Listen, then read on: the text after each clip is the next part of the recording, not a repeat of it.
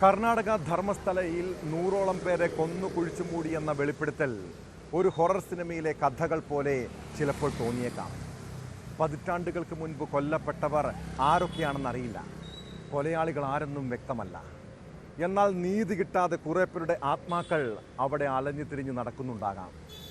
അങ്ങനെയാണ് വർഷങ്ങൾക്ക് ശേഷം ഒരു നാടിനെ മുഴുവൻ ഭീതിയിലാഴ്ത്തി മുൻ ശുചീകരണ തൊഴിലാളിയുടെ രംഗപ്രവേശം. തലയ്ക്ക് വെളിവില്ലാതെ ആരോ മെനഞ്ഞുണ്ടാക്കിയ ഒരു കഥയെന്ന് എഴുതിത്തള്ളിയവരുണ്ട്. എന്നാൽ അയാൾ പറഞ്ഞത് ഒരു കെട്ടുകഥയല്ലെന്ന് തെളിയുന്നു. വർഷങ്ങൾക്ക് മുൻപ് മണ്ണിനടിയിൽ കുഴിച്ചു മൂടപ്പെട്ട രഹസ്യം പുറത്തേക്ക് വരുന്നു. 3-ാം ദിനത്തിൽ പോയിന്റ് 6-ൽ നടത്തിയ പരിശോധനയിൽ നിർണായക തെളിവായി അസ്ഥികൂടവും തലയോട്ടിയും കണ്ടെത്തി. 2 അടി താഴ്ചയിൽ കുഴിച്ചപ്പോഴാണ് പുരുഷൻ്റെ മൃതദേഹാവശിഷ്ടങ്ങൾ കണ്ടെത്തിയത്. ഇവ ഫോറൻസിക് പരിശോധനയ്ക്കായി അയച്ചിട്ടുണ്ട്.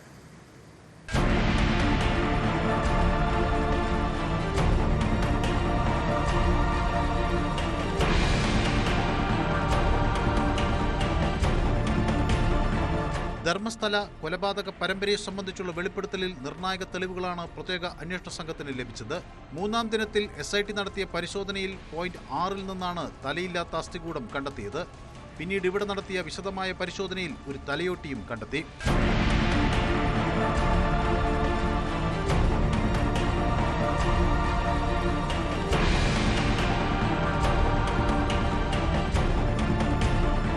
നേത്രാവതി പുഴയോരത്ത് വനമേഖലയോട് ചേർന്ന പ്രദേശമാണിത്.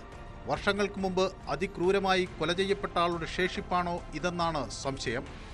അസ്ഥികൂടം ഫോറൻസിക് പരിശോധനയ്ക്കായി അയച്ചു. ഇതോടെ മുൻ ശുചീകരണ തൊഴിലാളിയുടെ വെളിപ്പെടുത്തൽ കൂടുതൽ ബലപ്പെടുകയാണ്. 1 മുതൽ 5 വരെയുള്ള പോയിന്റിൽ കഴിഞ്ഞ ദിവസം നടത്തിയ പരിശോധനയിൽ കാര്യമായ വസ്തുക്കളൊന്നും ലഭിച്ചിരുന്നില്ല. 1-ാമത്തെ പോയിന്റിൽ കഴിഞ്ഞ ദിവസം നടത്തിയ പരിശോധനയിൽ സ്ത്രീയുടെ ഹാൻഡ് ബാഗും ചുവപ്പ് നിറമുള്ള ബ്ലൗസും തിരിച്ചറിയൽ രേഖകളും ലഭിച്ചിരുന്നു.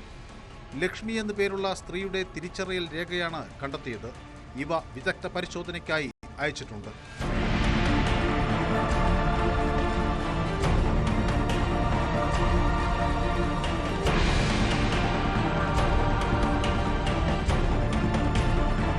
JCB അടക്കമുള്ളവയും പരിശോധനയ്ക്ക് ഉപയോഗിച്ചിരുന്നു. കടാവർ നായ്ക്കളെയും പ്രദേശത്ത് തിരച്ചിലിനായി എത്തിച്ചിട്ടുണ്ട്. സാക്ഷി പറഞ്ഞതനുസരിച്ച് അന്വേഷണ സംഘം അതിരുകെട്ടി സുരക്ഷിതമാക്കിയ 8 പോയിന്റുകളാണ് ഇനി ബാക്കിയുള്ളത്. ഇതിൽ ഇനി 3 എണ്ണം വനത്തിനുള്ളിലാണ്. 4 പോയിന്റുകൾ നേത്രാവതി നദിയോട് ചേർന്നുള്ള ദേശീയ പാതയിലാണ്. മറ്റൊന്ന് നേത്രാവതി സ്നാനഘട്ടിൽ നിന്നുള്ള ചെറു റോട്ടിലും. കന്യാടി എന്നിടത്തെ സ്വകാര്യ ഭൂമിയിലും 2 പോയിന്റുകളുണ്ടെന്ന് ശുചീകരണ തൊഴിലാളി പറഞ്ഞെങ്കിലും അവിടെ പരിശോധിക്കാൻ SITക്ക് പ്രത്യേക അനുമതി വേണ്ടിവരും. ഓരോ പോയിന്റിലും സാക്ഷി ആവശ്യപ്പെടുന്നതിലും കൂടുതൽ ചുറ്റളവിലാണ് അന്വേഷണ സംഘം കുഴിച്ചു പരിശോധിക്കുന്നത്.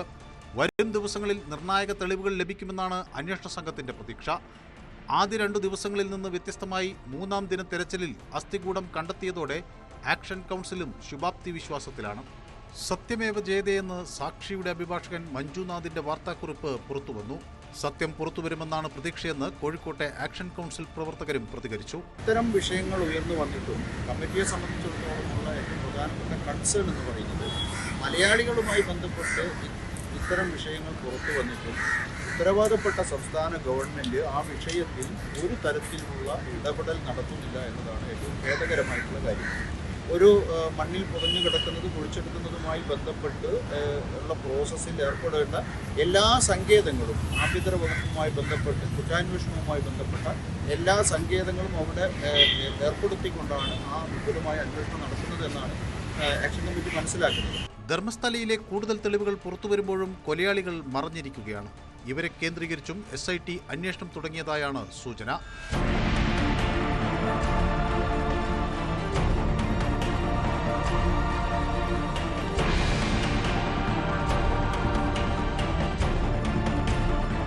News 18 ധർമ്മസ്ഥല.